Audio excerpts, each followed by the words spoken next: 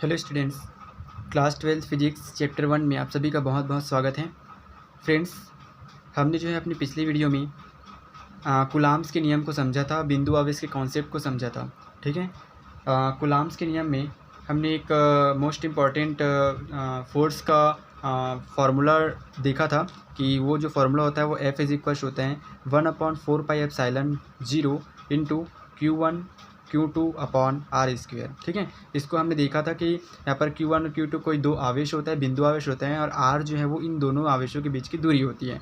यहाँ पर epsilon not क्या होती है, यहाँ पर एप्सिलॉन नॉट जो होते हैं वो वायु या निर्वात में निरपेक्ष विद्युतशीलता होती है। ठीक है, ये कांस्टेंट होता है 1/4πε0, जिसकी जो वैल्यू होती है, जैसे इसकी जो वैल्यू होती है 1/4πε0 की जो वैल्यू होती है वो होता है पास 9 × 10⁹ होते हैं। ठीक है, ये चीज़ें हमने जो है वो कल देख लिया था। ठीक है, इसका यूनिट हमने देखा था क्या कि न्यूटन मीटर स्क्वायर पर कूलाम स्क्वायर। ठीक है ना, न्यूटन मीटर स्क्वायर पर कूलाम स्क्वायर। ठीक है, ये हमने देखा था। ठीक, तो ये आपके कांस्टेंट की वैल्यू को आपको याद रखना है। ठीक है, और यहाँ पर हमने ये भी देखा था कि जो एप्सिलॉन नॉट होते हैं उसके वैल्यू होता है 8.854 × 10⁻⁻12। ये जस्ट जो यूनिट होता है इसका क्या होता है, रिवर्स होता है। ठीक है, तो ये पहले आ जाएगा कूलाम स्क्वायर पर न्यूटन मीटर स्क्वायर। ठीक है, तो ये चीज़ हमने देखा था। तो ये दोनों जो कांस्टेंट है उसकी वैल्यू आपको याद रखनी है। ठीक है, आज की इस वीडियो में हम जो है वो आगे इसके जस्ट आगे देखेंगे, है ना, जिसमें हम कॉन्सेप्ट समझेंगे एकांक आवेश। ठीक है, कि हमारे पास एकांक आवेश होता क्या चीज़ है, हम देखेंगे एकांक आवेश क्या होते हैं। ठीक है, एकांक आवेश जो कि आपका एसआई पद्धति में रहेगा, किसमें, एसआई पद्धति में। ठीक है, एसआई में। तो हम सबसे पहले जब फार्मूला जानते हैं क्या कि F इज इक्वल्स टू होता है 1/4πε0 इंटू Q1 Q2 अपॉन कितना होता है आर स्क्वायर। ठीक है, हम अगर इसकी वैल्यूज़ को लिखें, इसकी वैल्यू को, तो होता है 9 × 10⁹ into Q1 Q2 upon are square. ठीक है, ये हो गया। अब यदि हम मान लेते हैं कि F की जो वैल्यू है वो अगर 9 × 10⁹ न्यूटन है। ठीक है, मान कर चल रहे हैं ना, और जो Q1 है वो बराबर है Q2 का, और दोनों जो है वो बराबर है Q के। ठीक है, मान लेते हैं कि Q1 और Q2 दोनों बराबर हैं, और उसको हम एक जो है वो Q के इक्वल मान लेते हैं। ठीक है, और R को, मतलब दोनों के जो बीच की डिस्टेंस है उसको हम मान लेते हैं 1 मीटर। कितना मान लेते हैं, 1 मीटर हम मान लेते हैं।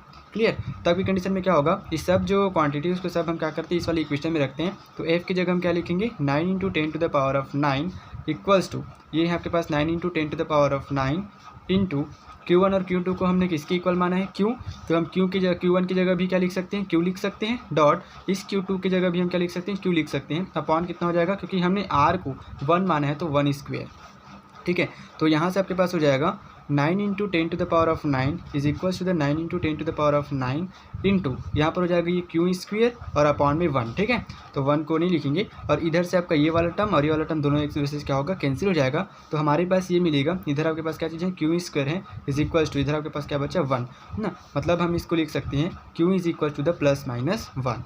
अब यहाँ से हमारे पास जो है वो एकांक आवेश की डेफिनेशन जो है वो निकलती है। ठीक है, यहाँ पर हमने क्या क्या किया, हमने किया दो आवेश हैं Q1 और Q2, दोनों को हमने एक समान माना। ठीक है, हालांकि जो Q की वैल्यू है वो +-1 आ रहा है। ठीक ना, तो यहाँ पर हम इसको अगर +- को छोड़ दें, तो अगर सिर्फ 1 देखें तो यहाँ पर क्या हो रहा है, Q1 की वैल्यू भी 1 आ रहा है और Q2 की वैल्यू भी 1 आ रहा है। मतलब अगर हम सिर्फ इसकी परिमाण को देखें तो परिमाण इक्वल है ना, ये प्लस और माइनस अपनी जगह है, क्योंकि अगर धनावेश लेंगे तो +1 आएगा और ऋणावेश लेंगे तो -1 आएगा। ठीक है, तो यहाँ पर क्या हो रहा है कि इसकी डेफिनेशन में हम कैसे बोल सकते हैं कि यदि समान आवेश, ठीक, यदि समान परिमाण के दो सजातीय आवेश हैं। ठीक है, यदि समान परिमाण के दो सजातीय आवेश ले रहे हैं। ठीक है, मान लेते हैं कि समान परिमाण के, ठीक ना, यहाँ पर Q जैसे लिए Q जैसे समान परिमाण ना, जैसे यहाँ पर Q क्या चीज़ है आपका, Q जो है वो Q1 था और Q2 भी था, है ना, दोनों का मान लेते हैं एक है। ठीक ना, मतलब दोनों का परिमाण कैसे है जी, सेम है।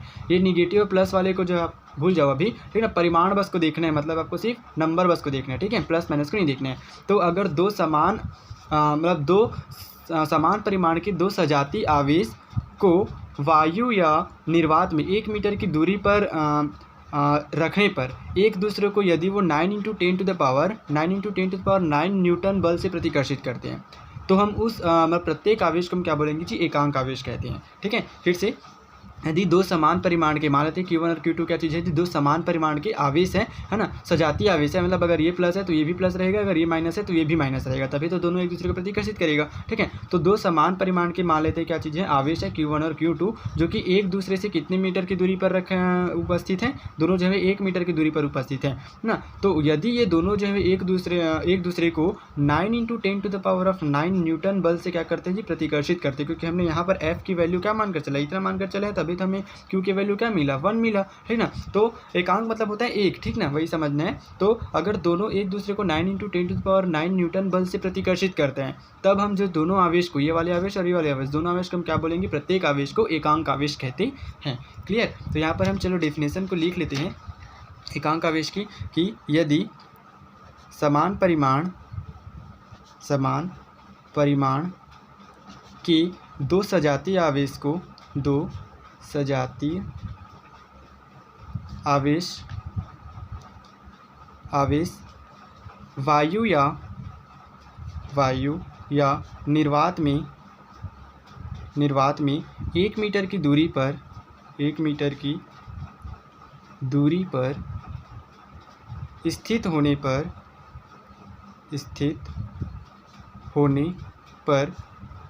एक दूसरे को 9 × 10⁹ न्यूटन बल से प्रतिकर्षित करें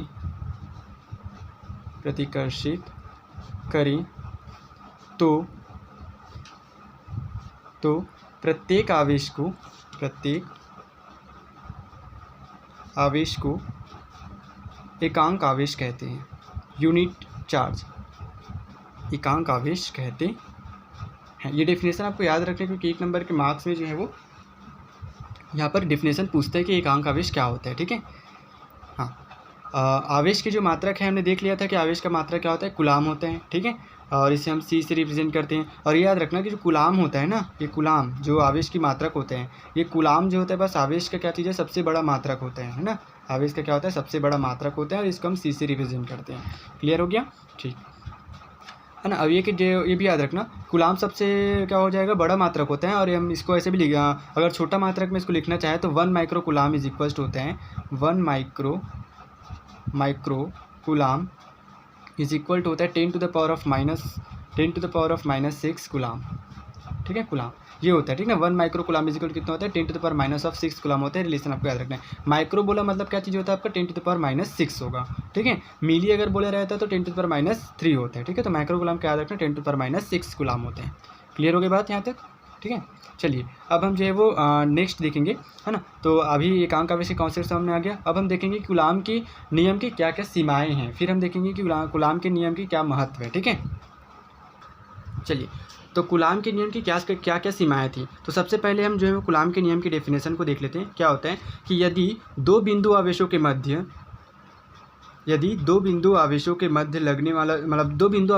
लगने वाला जो आकर्षण या प्रतिकर्षण बल होते हैं, उन दोनों आवेशों के परिमाण के गुणनफल के अनुक्रमानुपाती होते हैं, तथा दोनों के बीच की दूरी के वर्ग यानी r² के क्या होते हैं, व्युत्क्रमानुपाती होते हैं। ये कूलाम के नियम होते हैं। तो इसमें एक चीज़ मेंशन हुई, क्या चीज़ की, बिंदु आवेश। ठीक है, तो ये यहाँ पर जो फर्स्ट जो सीमाएं होती हैं यही होते हैं कि ये जो नियम है वो केवल और केवल किसके लिए सत्य है जी, बिंदु आवेशों के लिए सत्य हैं। ठीक है, तो हम फर्स्ट लिख सकते हैं यह नियम केवल बिंदु आवेशों के लिए ही सत्य हैं, बिंदु आवेशों के लिए सत्य हैं। ठीक है, तो ये फर्स्ट इसकी सीमाएं हो गई। ठीक है, सेकंड जो सीमाएं हैं उसको देखो, तो ये जो है वो क्या चीज़ है, केवल और केवल स्थिर आवेशों के लिए सत्य है। ठीक है, मतलब वो आवेश जो होना चाहिए वो स्थिर होना चाहिए। ठीक है, मोशन में नहीं होना चाहिए, है ना। तो यह नियम केवल स्थिर आवेशों के लिए सत्य है, स्थिर आवेशों के लिए सत्य हैं। ठीक है, ये हो गया। थर्ड जो इसकी सीमाएं हैं ये कि ये जो है वो परमाणु के स्तर की दूरी, जैसे परमाणु के स्तर की दूरी कितनी होती है, जैसे नाभिक की जो त्रिज्या होती है, नाभिक की जो त्रिज्या होती है वो 10⁻⁻15 मीटर होती है। ठीक है, तो ये जो नियम है, यह नियम जो है, यह नियम परमाणविक स्तर की दूरी, परमाणविक स्तर की दूरी मतलब होता है आपके परमाणविक स्तर, एक बार लिख लेते हैं, परमाणविक स्तर की दूरी यानी कि 10⁻⁻15 मीटर से कम दूरियों के लिए सत्य नहीं है, ठीक है ना, कम दूरियों के लिए सत्य नहीं है। तो ये 3 जो है इसकी क्या चीज़ है जी, कमी है, ठीक ना। तो ये परमाणु स्तर मतलब वही नाभिक की त्रिज्या कितनी होती है, 10⁻⁻15 मीटर होते हैं। तो इससे कम दूरी अगर रहेगा कोई भी आवेश जो इससे कम दूरी पे रहेगा तो वहाँ पर जो है ये नियम लागू नहीं होगा, ठीक है ना। ठीक, तो क्यों नहीं होगा, क्योंकि 10⁻15 मतलब नाभिक में अगर देखें तो इससे कम अगर दूरी कर बात करें ना तो उस टाइम क्या होता है, जो नाभिकीय बल होता है, नाभिकीय बल क्या होते हैं, उसकी प्रायोरिटी ज़्यादा हो जाती है, प्रधानता ज़्यादा हो जाती है। इस कारण से यह जो नियम है वहाँ पर काम नहीं करता, ठीक है। तो ये हो गया कूलाम के नियम की सीमाएं हो गया, ठीक है। अब हम देखेंगे कि कूलाम के नियम का महत्व क्या चीज़ है, ठीक है। तो कूलाम के नियम का महत्व, जैसे इसकी सीमाएं हुई है ना वैसे इसकी महत्व भी हो जाएगी, है ना। तो सीमाएं में क्या हुआ जी, सीमाएं में हमने ये देखा कि जो 10⁻⁻15 से कम दूरियों के लिए सत्य नहीं है ना। तो हम इसकी महत्व को देख सकते हैं क्या, कि जो यह नियम होते हैं वो अत्यधिक लंबी दूरी से लेकर परमाणविक आकार की दूरी तक तो लागू होते हैं। तो इसका महत्व तो यही हो गया फर्स्ट, कि जो यह नियम है अत्यधिक दूरियों से लेकर परमाणविक आकार की दूरी या नाभिकीय दूरी तक लागू होता है, ठीक ना। जिसके कारण हम क्या कर सकते हैं, है ना, तो इतना जिसके कारण हम जो है वो खगोलीय पिंडों व परमाणु की कक्षा में गति करने वाले इलेक्ट्रॉन पर प्रोटॉन के कारण लगने वाले बल की गणना जो है सफलतापूर्वक कर सकते हैं। क्लियर है तक बात है। देखो अत्यधिक दूरियों के लिए लागू होता है, ठीक ना, ये अत्यधिक दूरियों पर लागू होता है और परमाणु स्तर तक की लागू होता है ना, 10⁻⁻15 तक ये जो है वो लागू होते हैं। तो अत्यधिक दूरियों पर ये लागू होते हैं। तो हम जो है वो खगोलीय पिंड वाली जो गति, खगोलीय पिंड की जो जितने भी जो मोशन है उसको हम क्या कर सकते हैं, बता सकते हैं इसके थ्रू, ठीक है। और दूसरी ये कि अगर ये परमाणु स्तर तक लागू हो रहे हैं तो हम परमाणु की कक्षा में गति करने वाले इलेक्ट्रॉन पर प्रोटॉन के कारण जो बल लग रहे हैं, है ना, उसको हम क्या कर सकते हैं, उसकी गणना हम इसके थ्रू कर सकते हैं। क्लियर। दूसरा चीज़ ये हुआ कि हम जो है वो, क्योंकि यहाँ से हम क्या बता रहे हैं, जो कूलाम फोर्सेस से हम क्या बता रहे हैं, फोर्स की तो गणना कर रहे हैं ना। तो इस नियम की सहायता से हम क्या कर सकते हैं कि आवेशित निकायों के मध्य, ठीक है, बल की प्रकृति ज्ञात कर सकते हैं। मतलब बल जो है आकर्षण लग रहे हैं कि प्रतिकर्षण लग रहे हैं, ठीक है। ये हम क्या कर सकते हैं, इस नियम की सहायता से पता कर सकते हैं। कोई भी दो आवेशित जो निकाय हैं, कोई भी आवेशित सिस्टम है ना, उस पर जो बल लग रहे हैं वो कौन सी प्रकृति का, आकर्षण है या प्रतिकर्षण बल है, वो हम कैसे पता करेंगे। जैसे देखो अगर मान लो आपके पास क्या चीज़ है, एफ की वैल्यूज़ आ रहा है, क्या चीज़ 1/4πε0 इंटू Q1 Q2 होते हैं। तो अगर मान लो यहाँ पर इसकी वैल्यू निगेटिव में आ रहा है, ठीक है, Q1 Q2 अपॉन R², ठीक है, R²। तो अगर ये निगेटिव में आ रहे हैं, है ना, तो ये अगर मान लो ये दोनों जो चार्जेस है, अगर ये मान लो माइनस चार्जेस है, रिव्यू क्या चीज़ है आपका माइनस चार्जेस है, ठीक है, ये भी दोनों अगर माइनस चार्जेस है तो माइनस माइनस क्या हो जाएगा जी, प्लस हो जाएगा ये, ठीक है। तो ऑल ओवर जो एफ की वैल्यू प्लस हो जाएगा। तो हमें यहाँ से क्या पता चला कि ये जो है वो एक दूसरे क्या करिए, प्रतिकर्षित करते हैं, ठीक है। तो एफ के प्लस होने से क्या हो गया, ये प्रतिकर्षित करते हैं, है ना। और अगर ये जो है वो अलग अलग चार्जेस रहेगा, जैसे Q1 माइनस रहेगा और Q2 जो है प्लस में रहेगा, तो ऑल ओवर जो है माइनस में आएगा। तो हम क्या बोल सकते हैं, उसमें जो बल लग रहे हैं वो आकर्षण बल लग रहे हैं। क्लियर। तो ये चीज़ हम यहाँ से पता कर सकते हैं, इस नियम की सहायता से बता सकते हैं कि उस सिस्टम में जो बल की प्रकृति है वो आकर्षण है या प्रतिकर्षण है। क्लियर। तो फर्स्ट जो हमारे पास हुआ वो ये कि फर्स्ट हो गया क्या चीज़ की, यह नियम अत्यधिक लंबी दूरियों से लेकर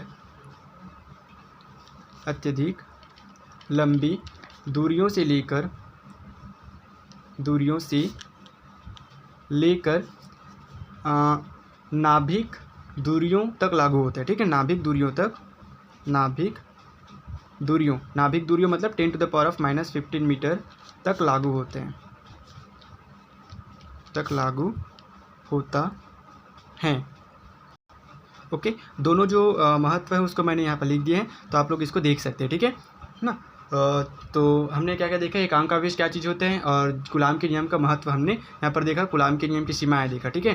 तो आज की वीडियो यही तक, है ना। अगर आपको चीज़ें जो है समझ में आई होगी, यहाँ पर जो कॉन्सेप्ट समझ में आया होगा, तो प्लीज़ वीडियो को लाइक शेयर और अपने फ्रेंड्स के साथ शेयर ज़रूर करिएगा। और चैनल में नए हैं तो चैनल को सब्सक्राइब कीजिएगा, ठीक है। चलिए बाय बाय, टेक केयर।